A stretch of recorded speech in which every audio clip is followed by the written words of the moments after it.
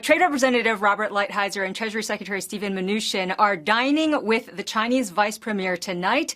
Secretary Mnuchin told reporters at the hotel that he's looking forward to productive meetings. Now, the Commerce Ministry has confirmed that the two sides are going to be talking trade tonight and then continuing the conversation for the whole day on Friday. The ministry also said that since the last round, much progress has been made over the phone, but a lot more needs to be done. Now, sources familiar with the talks have told me that the two sides are still working out a lot of the detail when it comes to the definitions and terminology in the agreement, that the two sides also need to find a way to make this trade deal enforceable, and a look into how and when tariffs will be lifted. It appears as though there might be some movement on structural issues. U.S.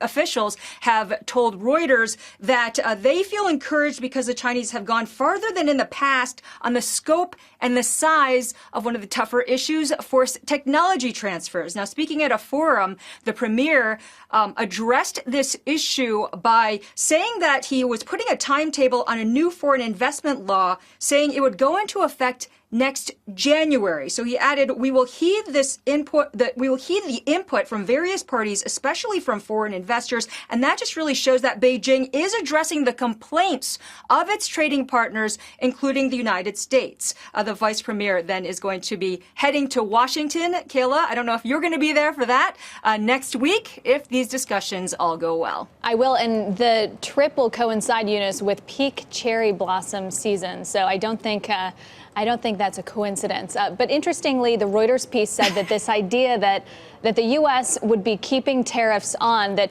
Beijing has been balking at throughout the course of these trade talks. The Reuters piece said that they've come around to that. They don't like it. But if that's a precursor to getting a deal, then they'll deal with it for now. Are you hearing anything on that front?